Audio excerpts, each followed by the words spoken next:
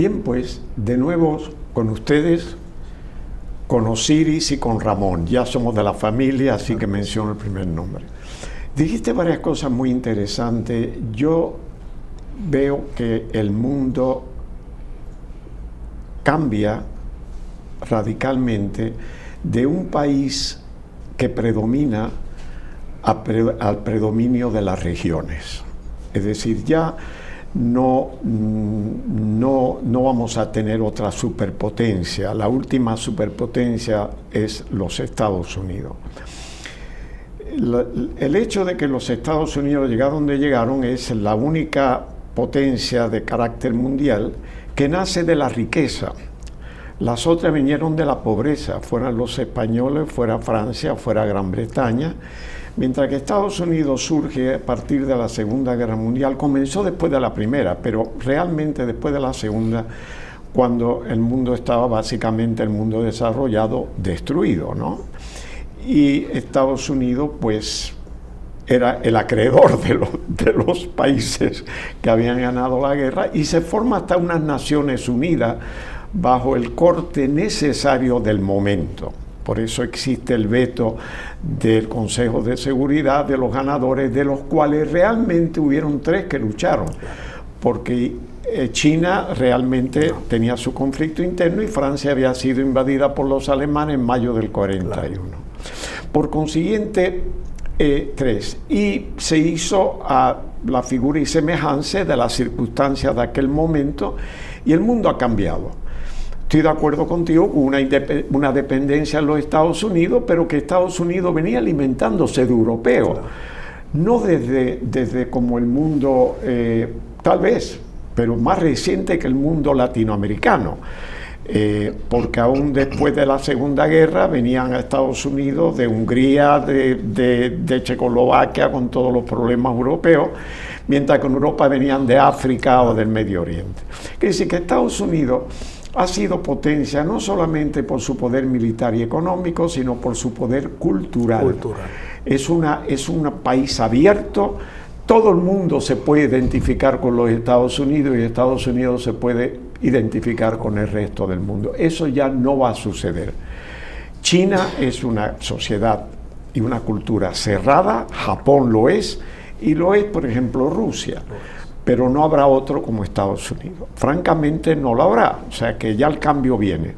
El peligro es de cómo se va a hacer el cambio, porque el mundo va del péndulo, ¿no?, de un extremo a otro, y yo estoy de acuerdo que sí. América Latina, si toma la iniciativa el Caribe, a mí me parece más apropiado, porque si nos vamos a América del Sur, hay países en el cono sur que se identifican más con Europa que con Estados Unidos, por lo de norte-sur y la distancia que hay entre un punto y otro. Por consiguiente, el Caribe, que es tan intermedio, que tenemos de todas las representaciones que hay en el continente, fueran de África, de Europa o de Norteamérica o de lo que fuera, creo que es el indicado para crear la base de esa nueva región. Varias diferencias que otras no han tenido, bajo influencia tal vez británica hasta un punto, ha sido la ley común. Tenemos todavía una cultura de un corte muy identificado con una religión determinante, y aún siendo el área que comparte el idioma español, todavía tenemos diferencias muy marcadas. Entonces, el reto de ustedes lo veo como sumamente interesante, y como unir esos elementos y a la vez atraer Norteamérica hacia acá. Pero la región entonces invertiría en los papeles de una influencia de este sector hacia Europa y hacia Asia, teniendo materia prima y teniendo la posibilidad, como decía el amigo Osiris, de un desarrollo basado en la educación, a nivel de lo que hace tu grupo, que nos vas a hablar de eso porque el amigo Osiris lo sugirió también, de lo que hace la Universidad Atlántica, el Atlantic, todo el sistema, que me lo explicó brevemente y me quedé fascinado, de ese nivel de avance tecnológico, que es lo que se ve en el horizonte, y también que es lo que falta en gran medida en la América Latina. En efecto, el reto cultural al final del día define lo que es la esencia del Caribe. Las culturas, es harto conocido ya esa corriente que nos legó Moynihan, Carlos Alberto Montaner, el mismo economista político que nos lega el Caribe y la política de inversión, Arthur Lewis, que la cultura es obstáculo o catalítico para el desarrollo. Y no hay nada tan cierto. Culturas que se influencian por la religión, culturas que se influencian por el idioma, culturas que se influencian por la posición geográfica. Pero en el Caribe, aunque hay esa mezcla de culturas, hay una identidad propia que la tenemos que abrazar y descubrir, porque el Costa Rica caribeño, y enfatizo el caribeño, es tan diferente al Pacífico. Y simplemente es lo mismo que encontramos en el Panamá. No hay gran diferencia, ni culinariamente, ni en el mismo idioma, con los regionalismos de el Panamá caribeño con el dominicano de a pie de Santo Domingo, ni con el puertorriqueño capitalino de San Juan. Su cultura, su música, su intercambio comercial, la agricultura a nivel limitado en algunos de los territorios de las islas, porque simplemente no goza de extensiones amplias como en el caso de Cuba o de Dominicana, Puerto Rico pues a mucho menor grado, ¿no?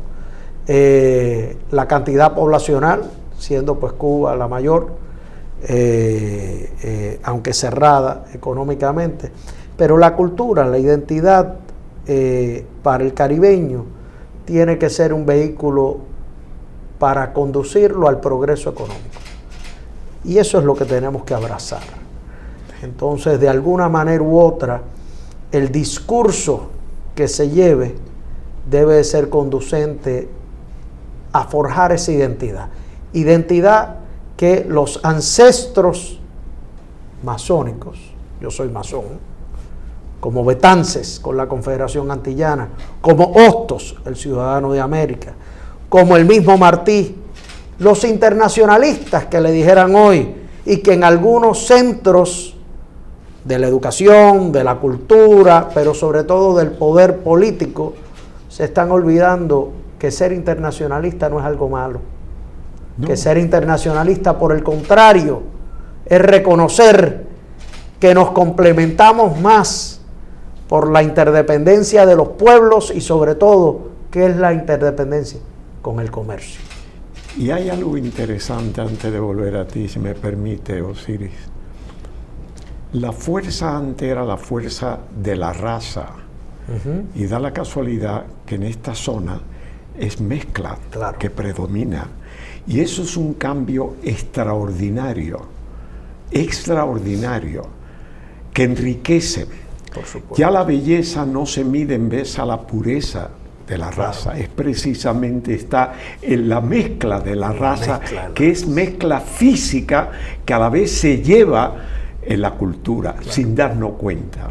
Entonces ya la pureza pasó a la historia porque es limitativa, son cosas que dividen, la raza divide, la religión, desafortunada política divide, pero esta unión de ser mezclado en la raza, en la etnia, que a la vez en la cultura, en todo, la gastronomía, lo que sea, le da un sabor extraordinario.